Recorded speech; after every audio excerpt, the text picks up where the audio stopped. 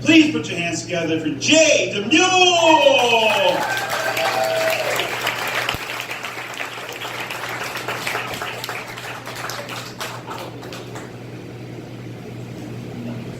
That wasn't so hard. Hey!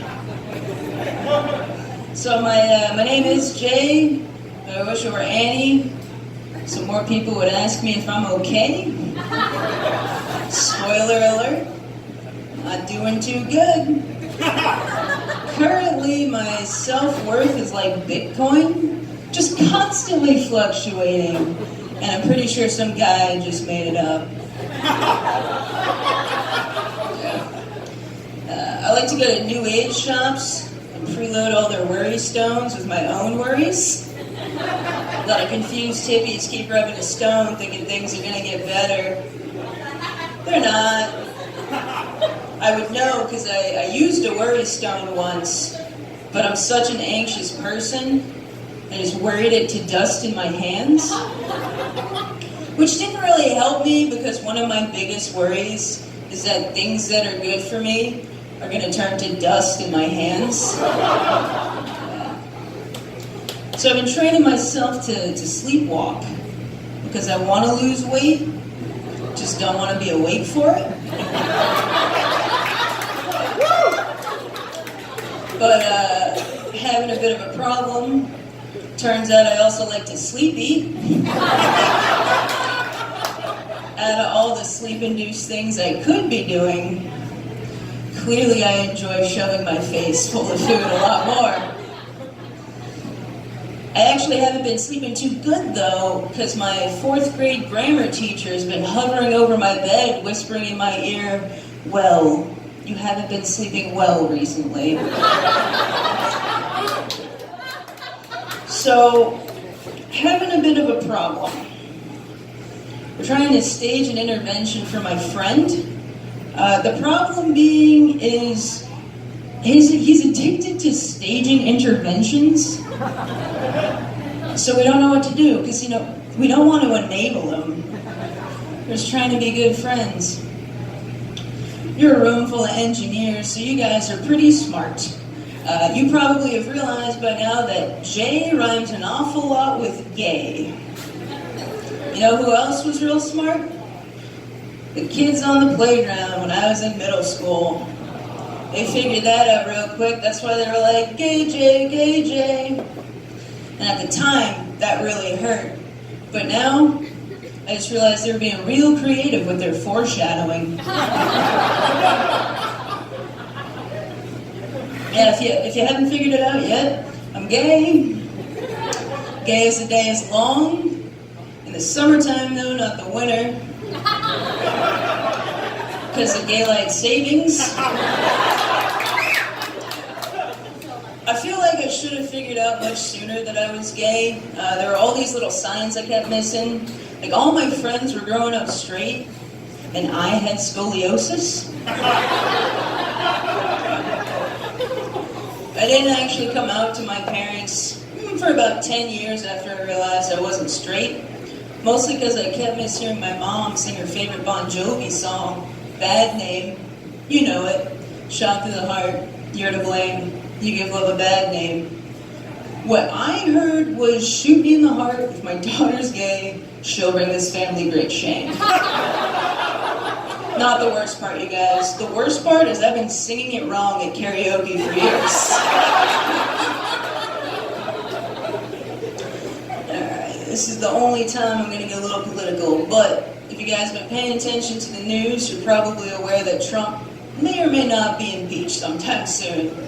And depending on how that goes, could open up a door for President Mike Pence. Yeah, I've been preparing for just such an occasion. In fact, this morning, I just grabbed a metal fork and I shoved it right in the light socket. Still gay.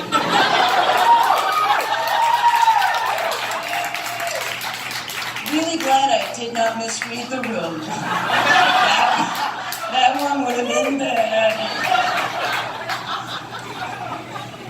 Just once, I'd like to go to a circus and see a freak and nurture, you know?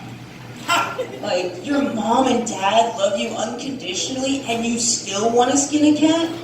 Shut up and take my money. That's just a fantasy of mine. It doesn't have to be a fantasy of yours, don't worry. So I'm at that age, though, where all my friends are becoming parents. And they're always like, hey, do you want to play with my baby? Does your baby have Wi-Fi? Because if the answer is no, then I don't want to play with your baby. Like, strap a router to that thing and I'll play with your baby. Well, I'll play Words with Friends. It can sit in the corner and watch. You know, it'll be educational. It's thinking like that made me realize that I'd be a terrible parent. Because I know for a fact that I would beat my kids at everything. They're so competitive. And they're stupid, and they have tiny little legs, and I'm walking around with these fuckers. Speaking of childhood trauma, you ever run away from home as a kid? Anyone? Yeah. Awesome. I tried to run away from home an awful lot, but my problem was we lived in a mobile home. So every time I tried and run away, my dad would just fire up the house and follow me. Wherever I gave up, that's where we lived. We moved around an awful lot. They say only God can judge me, but the honorable judges of the New Hampshire District Court sure do try me for misdemeanors. Actually, I got a new doctor recently, and I found out that she was actually a judge. And I thought that was the coolest thing until she used the gavel to test my knee reflexes. Not happy about that. You guys ever look up from your phone and think to yourself, huh, can't believe I drove that far without killing anyone?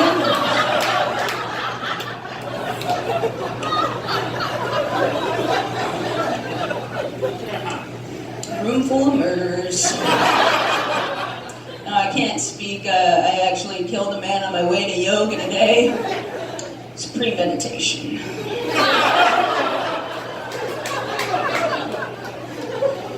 When you guys were little, did you have a parent that would console you during thunder and lightning by saying, don't worry, that's just Grandpa bowling with the angels?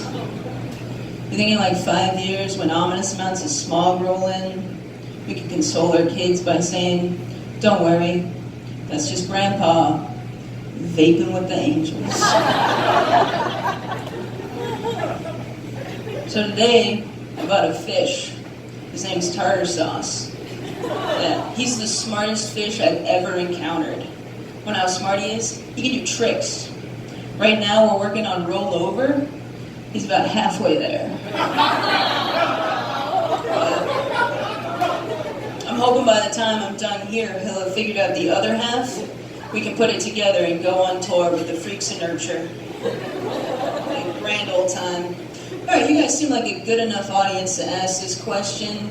Has anyone here seen the movie A Walk to Remember?